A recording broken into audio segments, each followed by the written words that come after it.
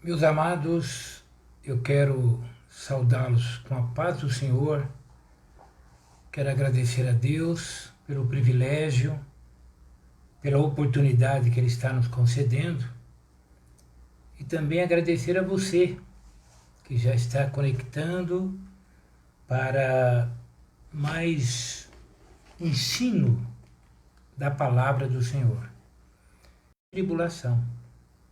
Então, nós vimos na última terça-feira a respeito da Batalha do Armagedon.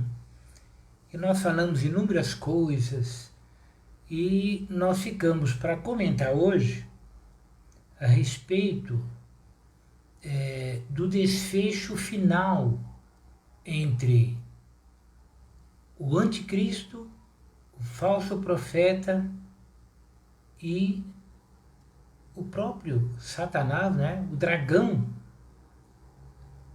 contra Jesus. Então hoje nós vamos ver o desfecho final da Batalha do Armagedon. Vamos ver o que ocorrerá com Satanás, com o anticristo ou a besta e com o falso profeta. Então eu convido você para uma leitura.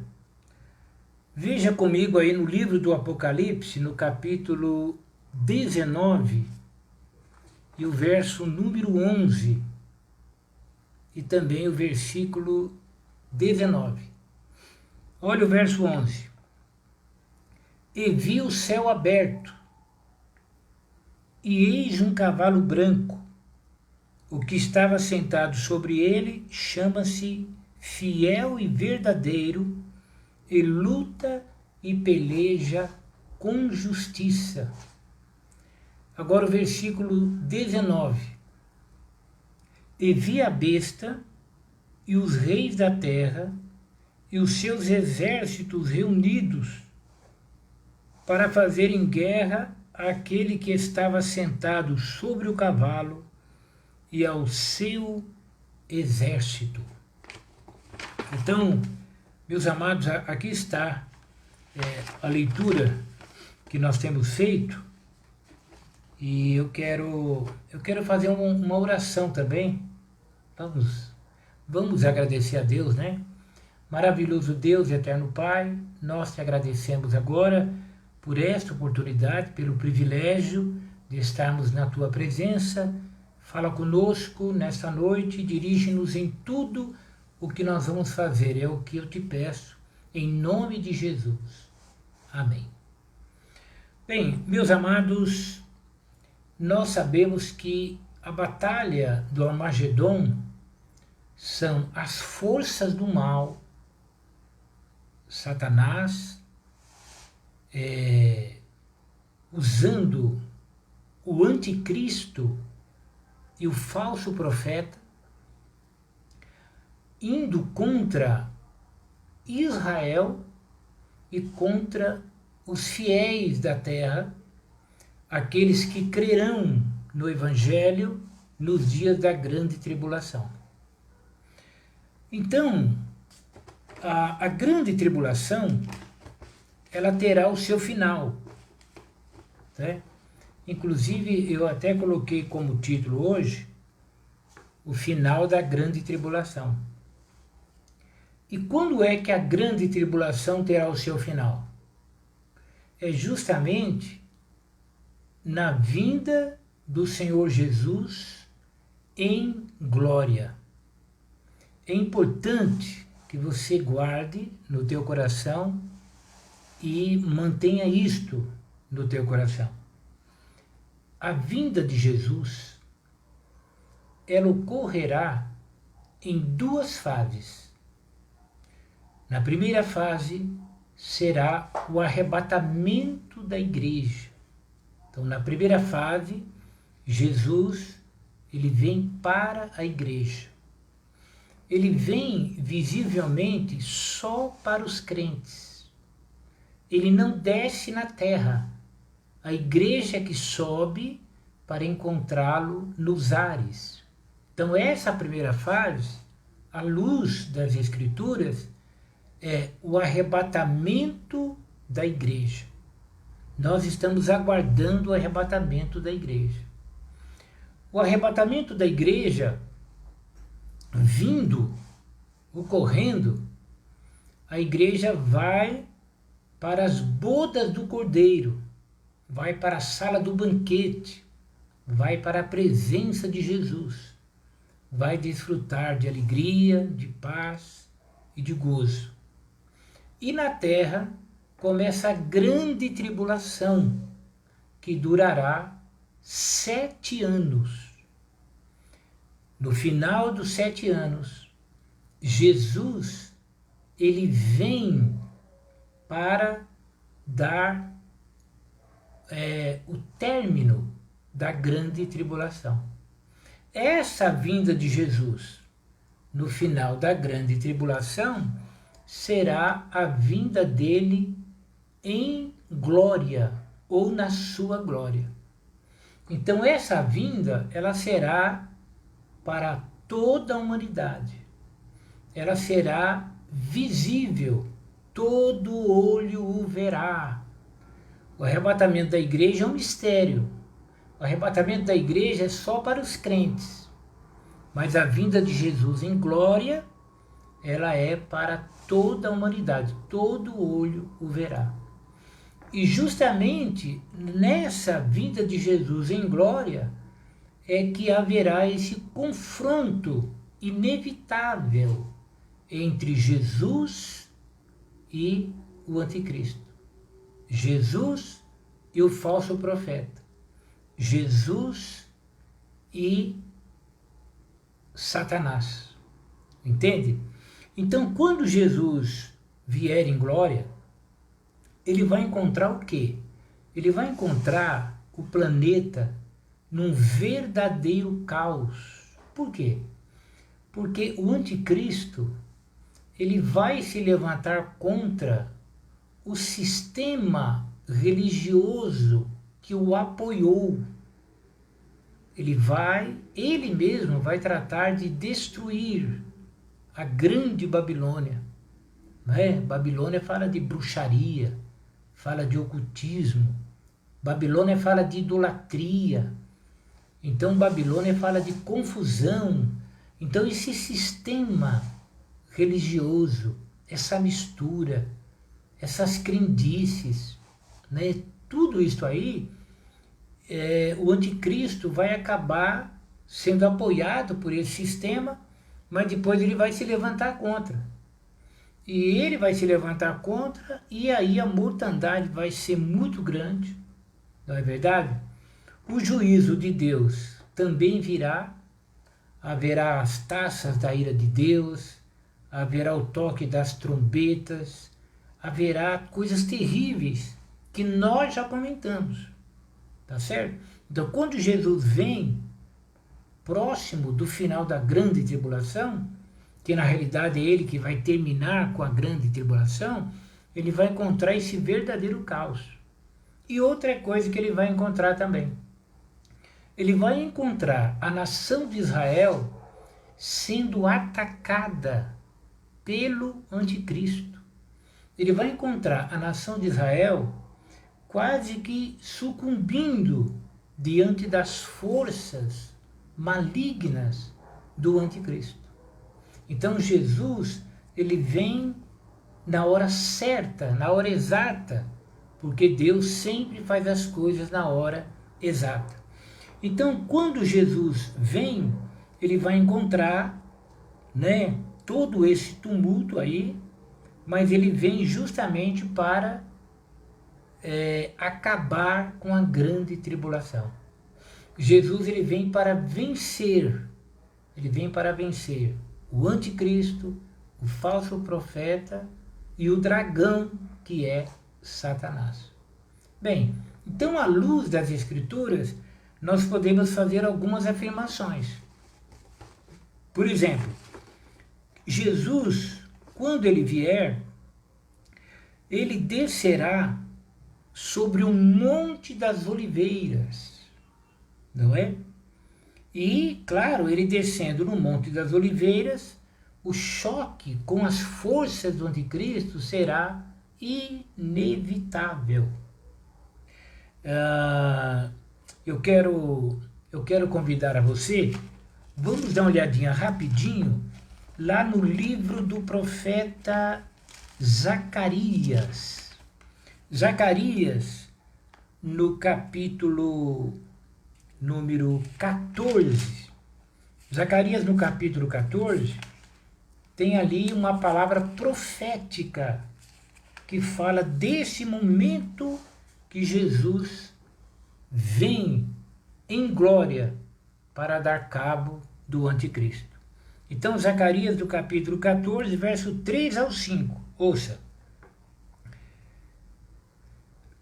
E o Senhor sairá e pelejará contra estas nações, como pelejou no dia da batalha. E naquele dia estarão seus pés sobre o monte das oliveiras, que está defronte de Jerusalém para o oriente. E o monte das oliveiras será fendido pelo meio para o oriente e para o ocidente, e haverá um vale muito grande, e metade do monte se apartará para o norte, e a outra metade dele para o sul. E fugireis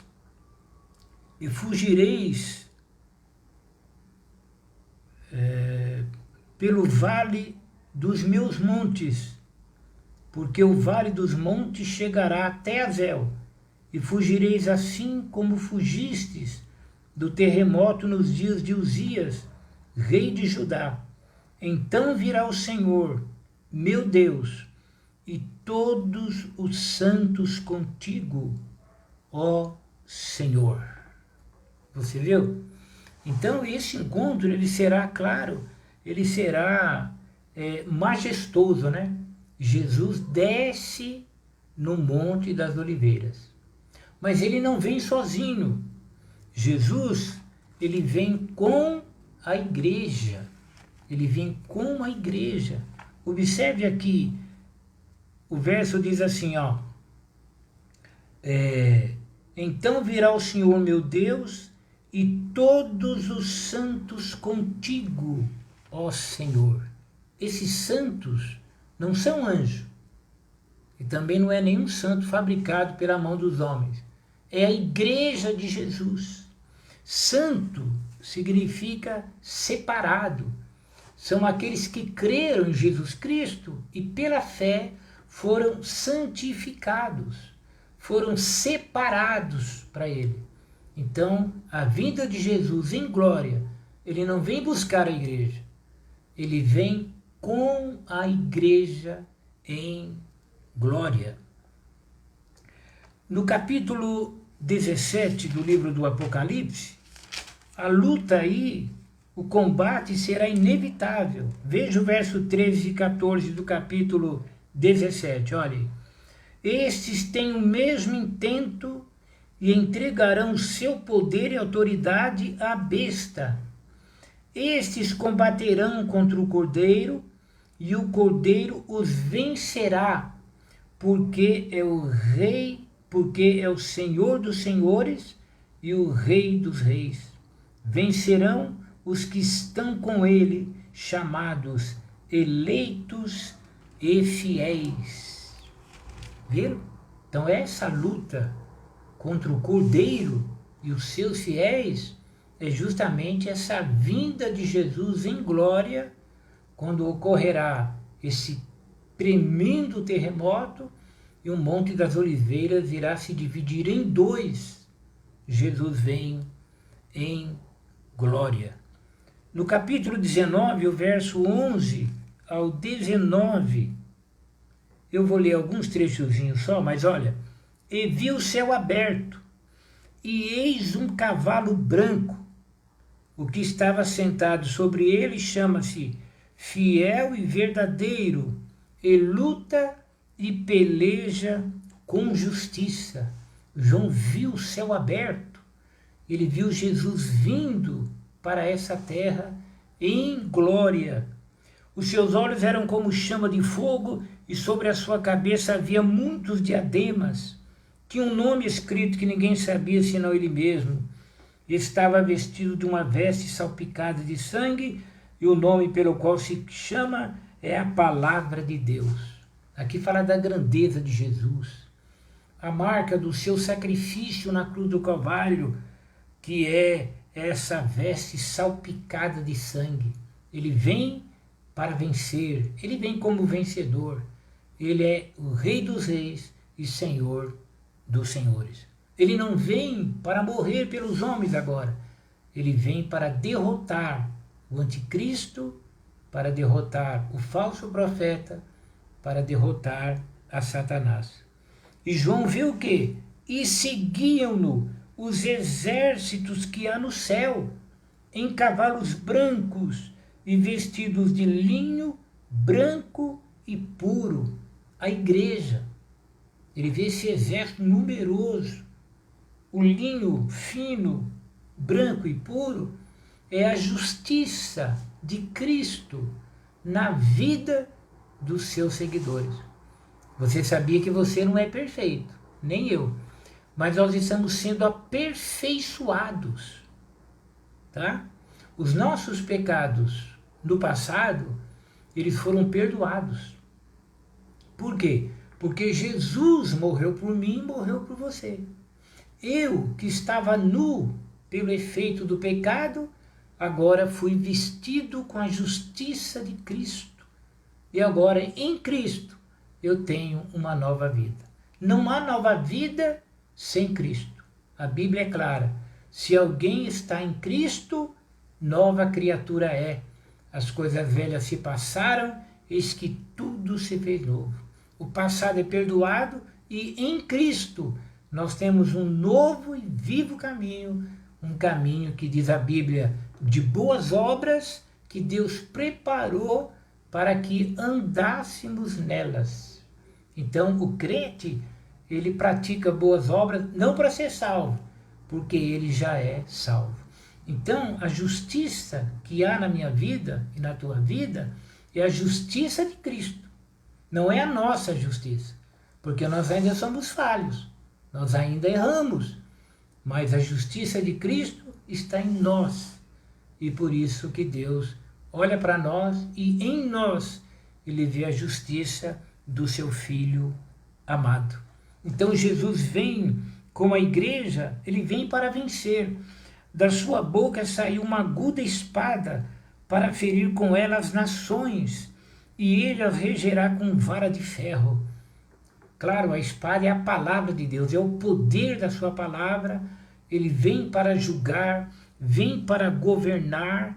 É o dia da ira de Deus. Por quê? Porque haverá um choque tremendo e a mortandade será muito grande. João ouviu uma voz dizendo: vinde e ajuntai-vos à ceia do grande Deus. E essa voz era um convite para todas as aves que voavam no céu, para os abutres. A ideia é milhares de cadáveres sendo mortos, né, ali empilhados um em cima do outro, porque será com certeza a terceira guerra mundial, uma guerra que o homem nunca viu e nunca assistiu. E ele viu o que mais? Ele viu o quê? E via a besta. Olha, ele viu o anticristo e os reis da terra e os seus exércitos reunidos para fazerem guerra àquele que estava sentado sobre o cavalo e ao seu exército. Viu? Ele vê o anticristo na frente dos seus comandados, né? É um exército em torno de 200 milhões de homens. Coisa realmente terrível, grande, marchando para tentar destruir Israel, mas Jesus, ele vem, e como ele é Deus, né? Ele vem na hora certa, e nesse momento, quando Jesus vem, vai acontecer o quê? Está previsto um derramamento do Espírito Santo sobre os judeus e um avivamento nacional ocorrerá. Olha, No momento que Jesus vier em glória, ele vai descer no Monte das Oliveiras. Haverá um terremoto, o monte vai se dividir em duas partes. E nesse momento, Deus derramará o poder do Espírito Santo. Vamos dar uma olhadinha nisso? Isso foi profetizado lá no livro do profeta Zacarias, no capítulo 12. Você acompanha comigo aí, Zacarias no capítulo 12, o verso 8 ao 14. Olha, naquele dia o Senhor amparará os habitantes de Jerusalém, e o que dentre eles tropeçar naquele dia será como Davi, e a casa de Davi será como Deus, como o anjo do Senhor diante deles. E acontecerá naquele dia que procurarei destruir todas as nações que vierem contra Jerusalém, e sobre a casa de Davi, e sobre os habitantes de Jerusalém, derramarei o espírito de graça e de súplicas, e olharão para mim a quem traspassaram, e o prantearão como quem pranteia por um unigênito, e chorarão amargamente por ele, como se chora amargamente pelo primogênito. Naquele dia será grande o pranto em Jerusalém, como o pranto de Hadad e Rimom no vale de Megido, e a terra pranteará, cada linhagem à parte, a linhagem da casa de Davi à parte, e as suas mulheres à parte, e a linhagem da casa de Natã à parte, e as suas mulheres à parte, e a linhagem da casa de Levi à parte, da casa de Simei à parte, suas mulheres à parte, todas as mais linhagens, cada linhagem à parte, e suas mulheres à parte. Naquele dia haverá uma fonte aberta para a casa de Davi e para os habitantes de Jerusalém, contra o pecado e contra a impureza. Olha que coisa impressionante. Olha o capítulo 13, olha o verso número 6. E se alguém lhe disser: que feridas são essas nas tuas mãos? Dirá ele: são as feridas com que fui ferido em casa dos meus amigos. Agora ouça o verso 8 e o verso 9. E acontecerá em toda a terra, diz o Senhor, que as duas partes dela serão extirpadas e expirarão, mas a terceira parte restará nela. E farei passar essa terceira parte pelo fogo, e a purificarei como se purifica a prata, e a provarei como se prova o ouro. Ela invocará o meu nome, e eu a ouvirei, direi: é meu povo, e ela dirá: o Senhor é meu Deus. Ouviram? Então, para que você entenda bem, esse Espírito Santo, Espírito da graça, ele desce sobre a nação de Israel. Por quê? Porque o Espírito Santo, ele sabe que uma parte da nação de Israel irão crer em Jesus Cristo agora. Ele sabe que diante da iminente destruição, diante de tudo que eles viram de engano no anticristo, querendo ser Deus, querendo sentar no templo de Deus, querendo parecer Deus, eles vão se lembrar do que Jesus disse. Jesus disse assim: eu vim em nome do meu Pai e vocês não me aceitaram. Virá outra em seu próprio nome, esses vocês aceitarão. Então, eles vão se lembrar disso e vai acontecer o quê? Eles vão se arrepender dos seus pecados. O toque do Espírito Santo terá como retorno o arrependimento.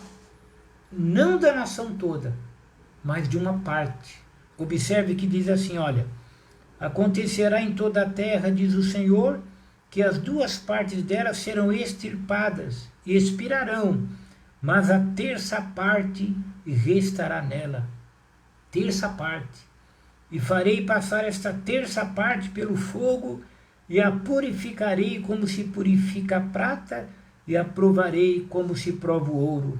Ela invocará o meu nome, e eu a ouvirei. Direi, é meu povo, e ela dirá, o Senhor é meu Deus. Você está vendo que maravilha? O que a nação de Israel não diz hoje, eles dirão naquele dia. Por quê?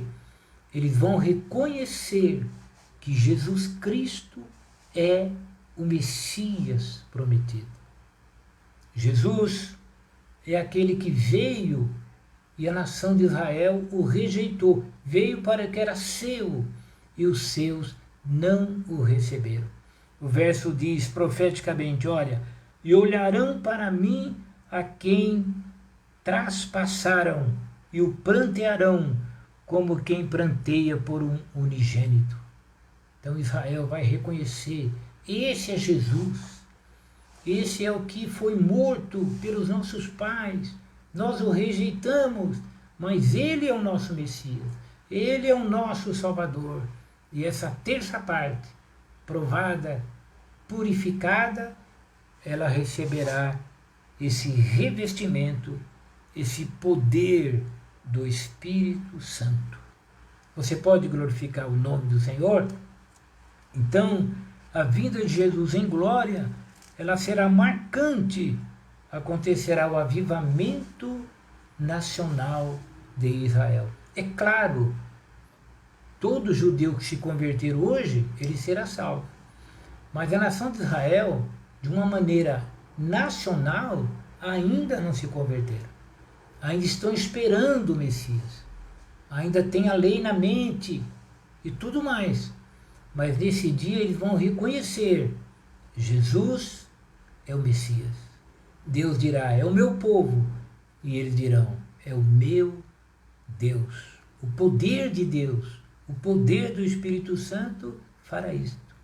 Por que apenas uma terça parte? Porque Deus não fará nada contra a vontade do homem. Deus age pelo poder do Espírito Santo, e se o homem corresponder ao toque do Espírito Santo, Deus lhe dará o arrependimento. Se o homem endurecer o seu coração, não tem jeito, serão todos destruídos. Bem, mas diante desse avivamento, dessa batalha final, o que acontecerá com a besta?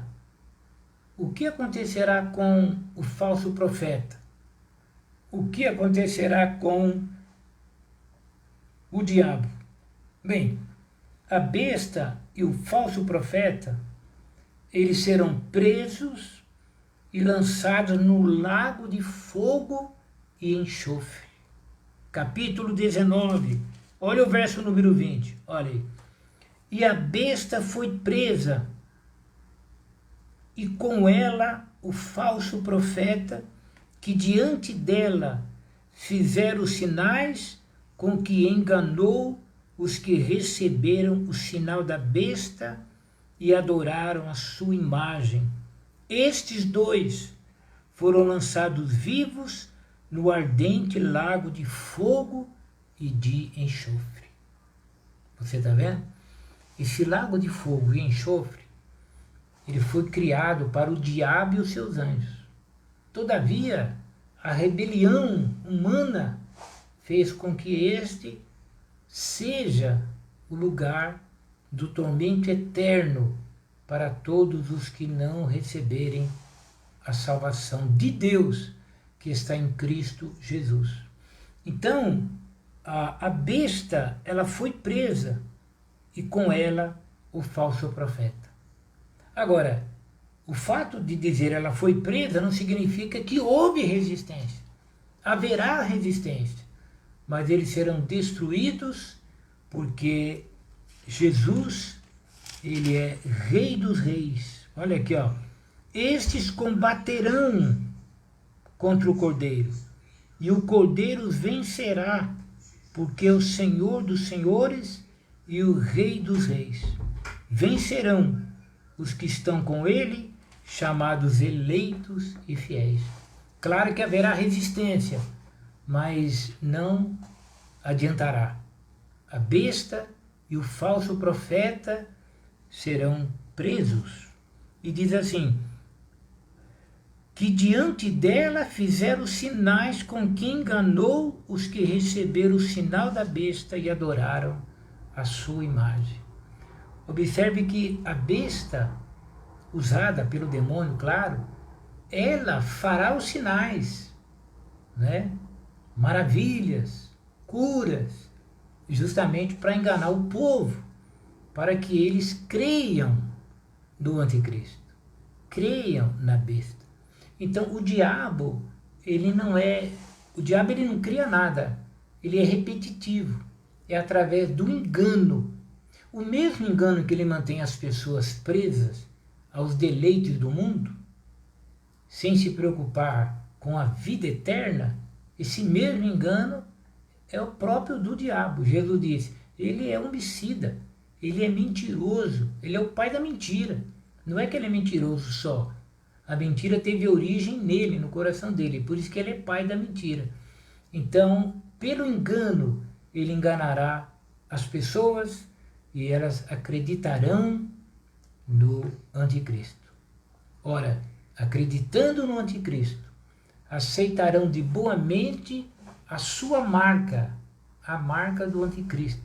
Essa marca da besta, ela é, na realidade, um selo de propriedade. Através de engano, de ameaça, quem não ter a marca não vai comprar, não vai vender. Essa ameaça fará com que as pessoas eles aceitem essa marca, não só por medo, mas até por reverência, por confiança no anticristo.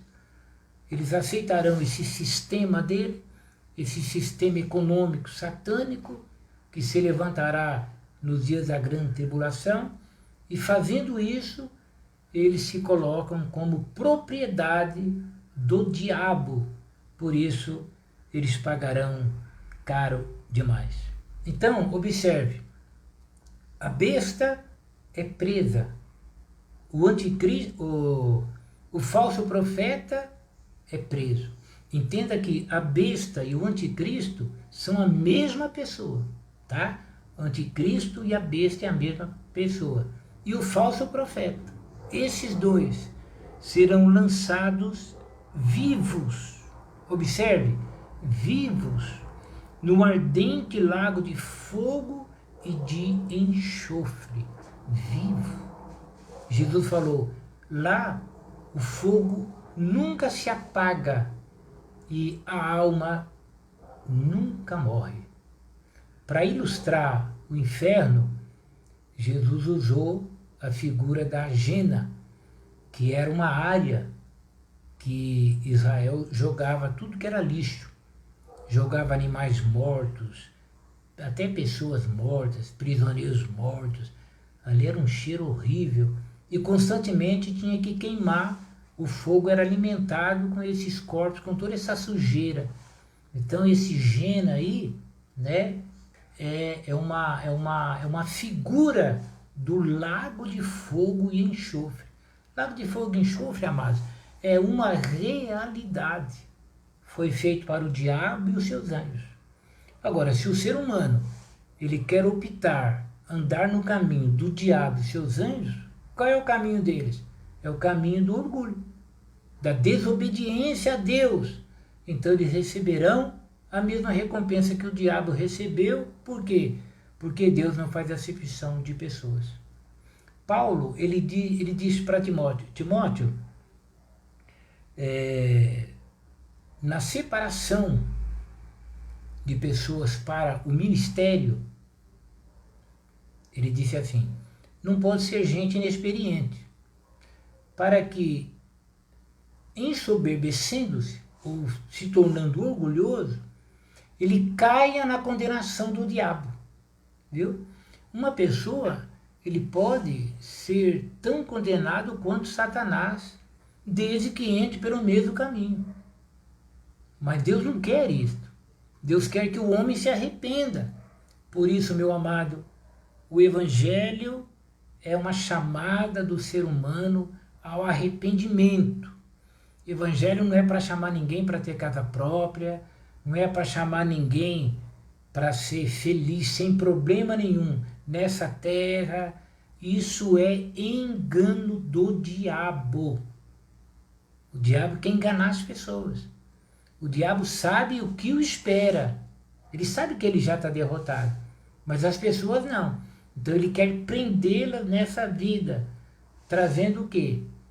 Um falso evangelho. O evangelho é só um, o da Bíblia, o verdadeiro. E os outros? Os outros não são evangelho.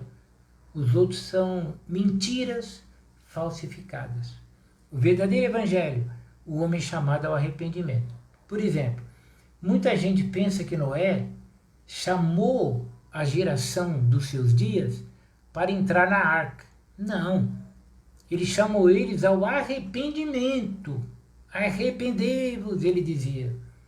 Parem de pecar, parem do roubo, parem da violência, parem de fazer isso. Deus não se agrada, o juízo virá, parem. Pararam? Não. Entendeu? Noé foi salvo e eles não. Como Deus sabe de tudo, Deus falou, Noé, o meu espírito, ele não vai contender para sempre com o homem. Eu não vou ficar chamando o homem a vida toda. Vou dar um prazo para eles aí de 120 anos. E você constrói a arca para você e a sua família. Porque Deus realiza as suas coisas partindo do princípio de que ele sabe todas as coisas. Não é que Deus vai predestinar pessoas ao inferno. Deus não predestina ninguém ao inferno. Mas ele sabe exatamente quem vai para lá. Porque ele é Deus. Então, o evangelho que nós pregamos hoje, com algumas exceções, ele é um evangelho água com açúcar. Esse evangelho não assusta ninguém. O evangelho ele deveria assustar os governantes. Nem isso a gente consegue. Quando Paulo pregou para o rei Agripa, para Festo, o Festo e o Agripa, diz que eles ficaram, o rei Agripa ficou apavorado. Falou, Paulo, olha o que você está dizendo, a gente, vem outro dia a gente conversa disso aí. Não é? Eles ficavam com medo. E está escrito que Paulo falou do juízo vindouro. Paulo falou da condenação. E Paulo falou de Jesus que pode perdoar, porque morreu por todos os homens. Então, por que a autoridade, eles temiam quando ouviu o evangelho de Paulo? Porque, meu amado, a única autoridade verdadeira, legítima, é Deus. E as outras? Ora, os nossos governadores, prefeitos, nossa liderança, são autoridade delegada. Deus, ele delega a autoridade. Por exemplo, lá na tua casa, você, meu irmão, que me ouve, a autoridade de Deus, ela está sobre a tua vida no teu lar. Você é o esposo, você é a autoridade lá. Na realidade, a autoridade de Deus está sobre você. Você entende? E os pais são a autoridade de Deus sobre os filhos. Por isso que está escrito que o filho deve obedecer aos pais, e diz assim, para que te vá bem e se prolongue os teus dias sobre a face da terra. Por quê? Nós estamos falando de autoridade, meu amado. Autoridade. Autoridade, o único governo, né? A única pessoa que não sai do lugar é o Deus que nós servimos. Todos os outros saem. Nós tivemos aí a troca de 6 ministros. E daí? Qual que é o problema? A autoridade está com Deus. O resto são trocas mesmo. Isso é uma realidade. Então, essas pessoas aqui, elas vão se submeter à autoridade do anticristo que vem do inferno. O preço será muito caro. Bem, mas é uma trindade satânica. É o anticristo, que é a besta, é o falso profeta e é o diabo, Satanás, o dragão. E o que ocorrerá com ele? Ele será preso. Vai ser preso. Por quanto tempo? Senta na cadeira. 1000 anos. Não importa. Muita gente se espanta. Alguns teólogos dizem, é linguagem figurada e tal. Por que linguagem figurada? Um dia para Deus é 1000 anos. Ou é como 1000 anos. E 1000 anos é como um dia. Por quê? Porque para Deus não tem questão de tempo.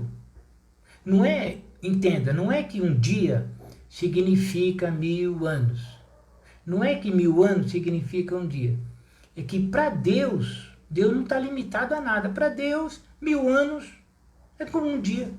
E um dia como 1000 anos não tem diferença nenhuma. É isso que a gente vai ler aqui agora. Olha aí. E vi descer do céu, no verso 21 ainda, o falso profeta e a besta é lançado no lago de fogo e enxofre, e as outras pessoas, os inimigos de Deus, os que faziam parte do grupo do anticristo. Está escrito aqui, olha, e os demais foram mortos com a espada que saía da boca do que estava sentado sobre o cavalo, e todas as aves se fartaram das suas carnes. Viu? Os demais foram mortos com a espada que saía da boca de Jesus. Uma ordem dele. Todos pereceram. Já pensou que coisa? Né? Todos esses inimigos, eles pereceram. Aí vem, olha, e vi descer do céu um anjo que tinha a chave do abismo e uma grande cadeia na sua mão. Ele viu um anjo que desce, uma grande cadeia, uma grande corrente. Ele prendeu o dragão, a antiga serpente, a antiga, lá do Éden, que é o diabo e Satanás, e amarrou por 1000 anos, e lançou no abismo, e ali o encerrou e pôs selo sobre ele, para que mais não engane as nações, até que os 1000 anos se acabem. E depois importa que seja solto por um pouco de tempo. Olha que coisa impressionante, né? Que coisa impressionante. O diabo, João vê, desce do céu um anjo. E o anjo vem com a chave, né, do abismo, uma grande cadeia na sua mão. Ele tem aquela visão. Ele vem, prende o dragão e amarra ele por 1000 anos e lança ele no abismo e ali fecha, tampa o negócio lá, coloca um selo sobre ele. Selo naqueles dias era uma marca. Por exemplo, o selo romano. Quando Jesus morreu, por exemplo, o selo romano era uma águia. Eles carimbavam lá, tipo de um carimbo hoje, no caso, a pedra do sepulcro, carimbaram lá. Aquela águia significava que ali estava debaixo de autoridade romana. Tá? Ninguém se atreveria a mexer naquela pedra, por causa do selo. Mas ao terceiro dia, a pedra foi removida. Por quê? Porque está escrito, Deus ressuscitou ao seu Filho Jesus Cristo.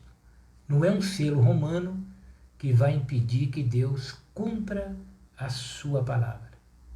Agora aqui é um selo divino, como que dizendo, ele vai ficar aí quieto durante 1000 anos.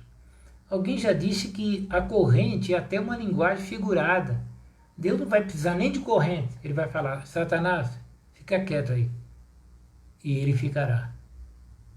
Por quanto tempo? 1000 anos. tenho coisa para fazer. Não quero você por perto. Você já pensou? Esse é o poder de Deus. Aleluia. É-me dado todo o poder no céu e na terra.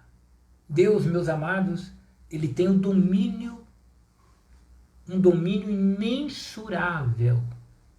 A gente se espanta que o homem chegou na Lua, que enviaram um robô para Marte. Eles só fizeram isso porque a palavra de Deus sustenta o universo. Eles podem calcular distância, combustível, pelo menos até que Deus queira. Deus é Deus. Sempre será Deus.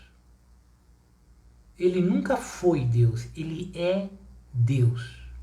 Deus não conhece o passado. O passado não existe para Deus. O futuro também não existe porque ele é presente. É. O nome do nosso Deus é Já. Ou o nome do nosso Deus é Javé. É um poder imensurável. A nossa mente, ela não alcança o poder de Deus. Por isso que a Bíblia não pede para a gente entender, ela pede para a gente crer. Creia. Deus tem uma saída para você. Mas parece tão difícil. Claro que parece, para você. Mas parece impossível. Claro, para você. Será que você não entendeu ainda? O salmista diz: esperei com paciência no Senhor. Ele ouviu meu clamor. Ele se inclinou para mim. Ele me tirou de um charco de lodo. Então pare de se debater nesse teu problema. E espere em Deus. O socorro virá. Você lembra de Mardoqueu? Quando a rainha Esther ficou com medo e disse: o que eu faço agora? Como é que eu vou falar com o rei? O rei está recluso, só daqui a 30 dias, até lá a data da nossa destruição chegou. Ele disse: bem, você deve tentar fazer alguma coisa, porque se você não fizer, socorro virá de outra parte. Deus está aí. Ó. O livro de Esther não há a palavra Deus, mas a gente vê que Deus está. O socorro virá de outra parte para você. Aleluia. Agora, ele disse algo para ela. Ele disse: agora, Esther, não pense que você vai escapar porque você está aí dentro, não. Entendeu? Quando souberem que você é judia, você vai perecer igual a todos os judeus. Aí sabe o que a Esther fez? Foi para o jejum e oração. E a história final, você sabe. Deus foi lá e deu vitória. Esse é o Deus que nós servimos. Entenda, ele é Deus. Jó disse assim: ainda que ele me mate, nele esperarei. Quer dizer, nele eu confio. Dele vem a resposta. Não importa. A Bíblia diz assim que nos últimos dias muitos correriam de um lado para o outro. Pessoa correndo para ser feliz, pessoa correndo buscando conhecimento, tudo rápido, tudo no Google, tudo na internet, aquela rapidez, a comunicação rápida. E a Bíblia diz assim: quem nele crer, não se apresse. Você entende?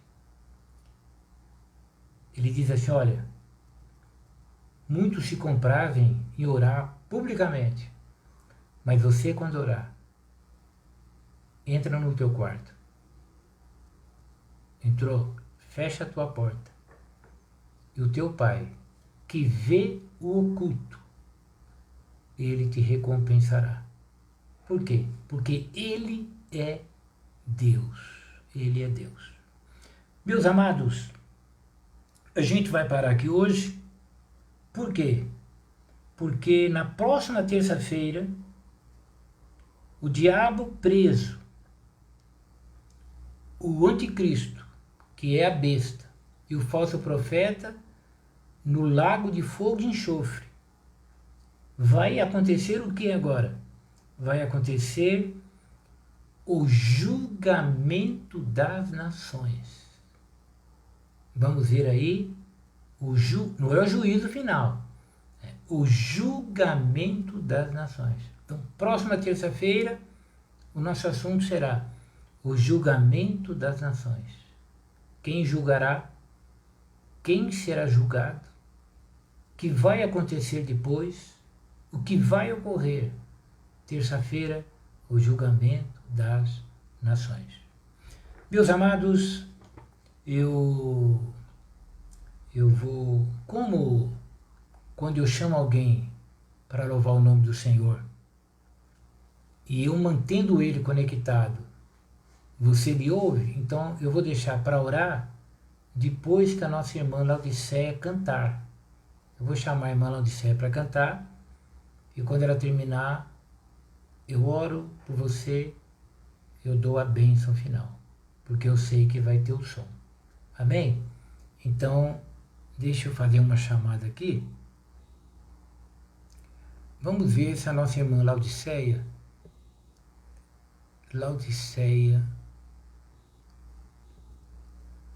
vamos ver se a conexão, ela estará louvando o nome do Senhor. Vamos ver. A paz do Senhor.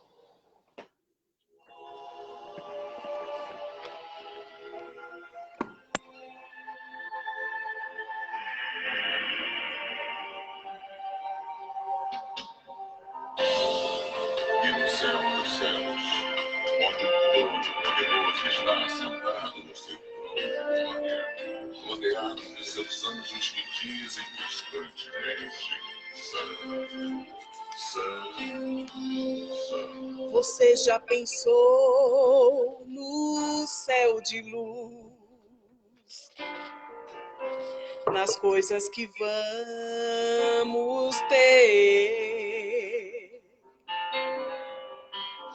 vivendo eternamente,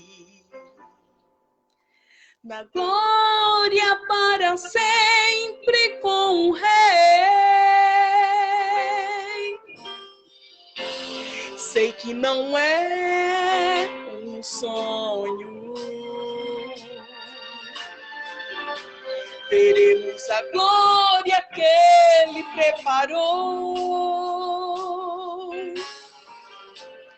Nos uniremos aos anjos, eternamente dando-lhe louvor. Santo, Santo, Santo, é o Senhor, meu Deus. Santo, Santo, Santo, é o Cordeiro que venceu. Toda honra, toda glória e poder sejam dadas ao Cordeiro que venceu. Pelos séculos dos séculos. Amém.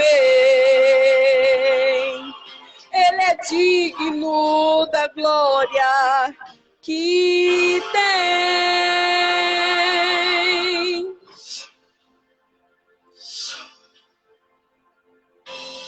Ó bendita esperança, estar junto com os meus na Jerusalém eterna, na glória que Jesus nos prometeu.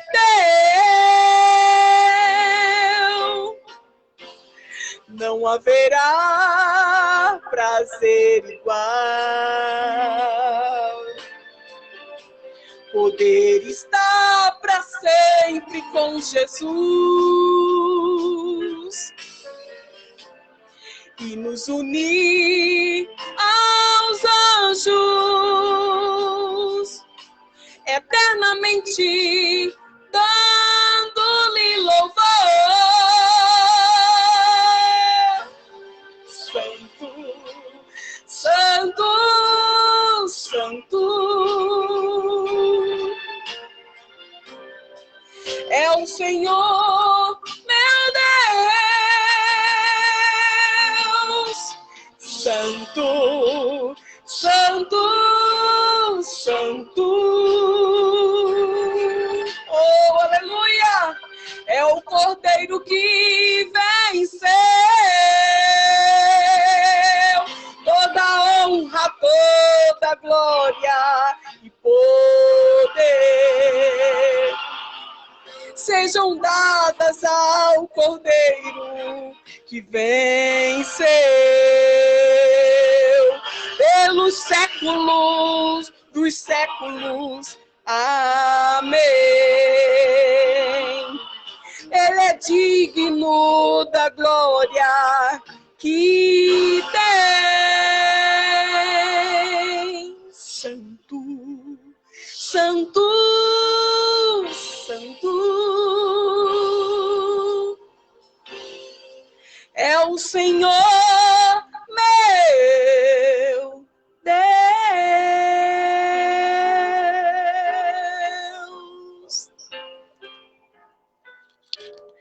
Agradeço a oportunidade em nome de Jesus.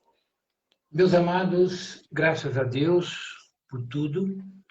Nós vamos orar agora. Eu vi o pedido de oração aí da Jane pela sua mãe e todos os demais pedidos. Vamos falar com Deus agora. Maravilhoso Deus, eterno Pai, nós te agradecemos pelo privilégio, pela oportunidade de ouvirmos a tua palavra, de louvarmos ao teu nome através desse cântico. E agora nós pedimos a tua bênção, meu Pai amado. Vê a mãe da tua serva com a pressão alta da Vitória. Vê também, meu Deus, a necessidade de cada um dos teus filhos que nessa noite participaram e também daqueles que irão assistir nos dias subsequentes essa live. Pai querido, te louvamos por esses momentos tão gloriosos que jamais serão substituídos. Obrigado por tudo. Dá-nos uma noite na tua presença, é o que nós te pedimos e já te agradecemos em nome de Jesus. Amém. Amém. Meus amados, que o amor de Deus, a graça do nosso Senhor e Salvador Jesus Cristo e a comunhão e as consolações do Espírito Santo do Senhor, ela esteja com cada um dos irmãos. Muito obrigado, irmã Laodiceia. E obrigado a você que participou. Eu estou vendo aqui 39 pessoas, levando em consideração que cada um está com a família. Graças a Deus, a gente é reunido na presença do Senhor. E deixa eu avisar, irmão, amanhã nós faremos a nossa live da oração, nós faremos na parte da tarde, tá bom? Eu tenho um compromisso na parte da manhã, tenho que ir no médico. Então, nós faremos à tarde. Depois eu vou mandar a hora certinho. E até mais. Tenha a noite na presença do Senhor. Até a próxima. Deus abençoe cada um de vocês.